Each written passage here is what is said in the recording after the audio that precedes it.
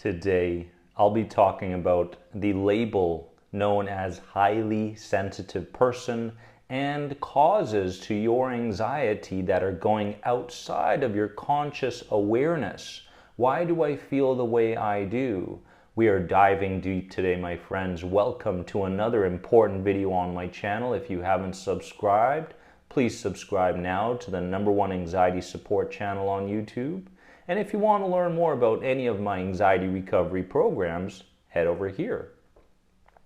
I want to start with the label of HSP, highly sensitive person. In the Western world, when we think about an HSP, we think about someone who is more so a victim, someone who maybe doesn't do too much in their lives or hasn't accomplished much in their lives, someone who's uncomfortable to be around in terms of socially. And these sorts of things, many times when we recognize that someone is an HSP, we tend to feel a certain level of discomfort around them. If the HSP label has been given to ourselves by us or by other people, we can carry this label throughout our entire lives and many times not really tapping into our true capabilities, but allowing the label to take over and go, well, you can't accomplish that because you're an HSP. Now, this label of HSP goes closely hand in hand with what I want to discuss today, these external factors that may be contributing to you feeling anxiety, okay? And the first one I want to talk about is energy fields of other people.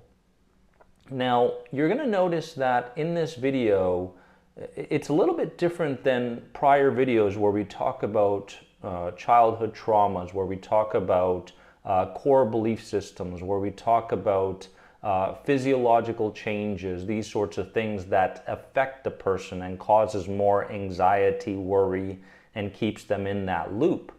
Today, we're actually talking about external factors. So, first one again is the energy fields of other people. You know, the term, for example, when I walk into a room, you can cut the tension with a knife, for example, right? That isn't something that's made up. And in the Western world, what tends to happen is we tend to deflect when it comes to trying to understand energy fields of other people more deeply. When I lived in the East for a number of years, this is kind of the way people live. If you feel it, there may potentially be some kind of a force, an energetic force that I can't see, hear, feel, taste, or smell, but it's affecting me either positively or negatively. But in the West, we don't see it like that. If we can't gauge it, if we can't see it, then it does not exist. This is not necessarily true. So, the energy fields of other people can create a negative emotional reaction or state or feeling within you, as well as a positive one, right? But today we're talking more so about anxiety. If you are within 6 feet of another person, you are therefore within that person's energy field. And within this energy field, there are beliefs, there are present ways of perceiving and thinking about things. There are emotions. There are physiological pieces of information. There are childhood pieces of information. There's a lot of information when you are within another person's energy field, but more so it's about the emotions. If one person is in a negative state and another person is in a positive state, the force behind that emotion will determine whether the negative state wins or the positive state wins. So it's very important for you as you go about the day not to pinpoint whether or not you're within somebody's energy field and if it's affecting you, so on and so forth, but to see that the information is coming from the inside. Many times when we are visiting a parent, for example, when the moment we visit that parent, we walk into the room, we can feel the energy, right? We can feel the information that we can't see coming, oozing out of that other person. And We could have been in a really good mood in the car driving over, but the moment we walk in, we can feel the person's worries, their sensations, their thought patterns in that very moment, their emotional states. So this is one of those causes, external causes of anxiety that you want to be aware of. I'm not talking about being completely fixated on it. You want to stay away from that sort of an approach, my friends, but just to be aware that energy fields of other people can affect you and the way you perceive and the way you emotionally feel as you go about the day, okay? The second thing is geomagnetic sensitivity, the ability to detect changes coming from within the earth and the environment before they happen. What's really important is that, I just want to share a quick story. My grandma, who's still on this earth, she's 95 right now. When she was younger and when we were younger, she used to tell us, I'm getting these pains in my elbows and my knees. The rain must be very close. And we used to laugh and go, Grandma, you're absolutely crazy. But I remember over and over and over again, rain coming in when my grandmother would start to feel those aches and pains in her knees. So the shifts that happen within the earth can in fact affect a person emotionally. And that's why you notice that not even within the earth, but when you think about full moon energy, for example, when you think about full moon energy, there's a lot of things that go along with that. Remember, we are energetic beings first, and we are human beings second, right? We are spiritual beings having a human experience within this lifetime, and that's important to remember as you go about your anxiety healing here, okay? So yes, full moon energy can in fact bring up anxiety. There's a lot of people I talk to that go, wow, that's weird that I couldn't sleep at night. Oh, me too, that was a weird night, wasn't it? Well, some of these earthly and universal changes can in fact affect a person more so negatively, so that's important to keep track of. Then we have non-local feelings, where a feeling is present that connects to a person or event in another location, right? So you don't have to go about the day going, oh, I've got this anxiety again. Well, often with HSPs, highly sensitive people, best that I give you an example.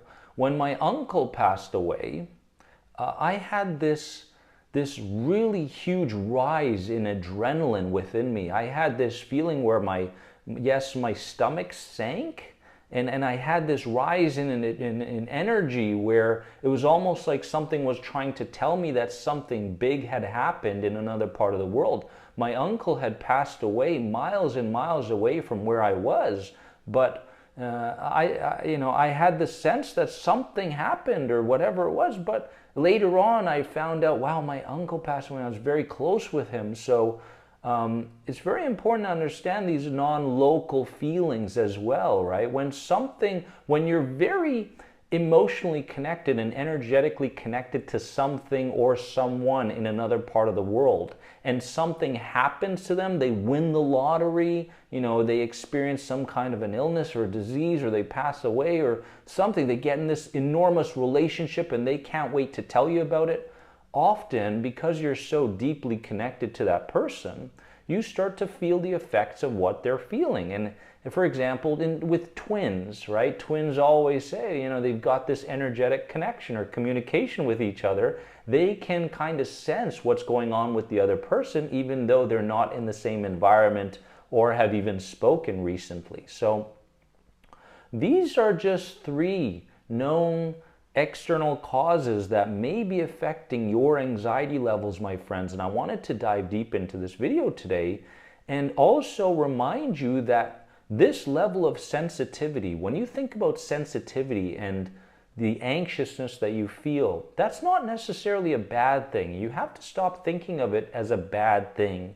You feel more deeply than other people. And often we experience more anxiety because we don't allow ourselves to feel more deeply than other people. We like to suppress those feelings, those emotions when they show up, when in fact they could be very valuable pieces of information showing up within mind and body. So if you connect to being a highly sensitive person, that's a beautiful thing.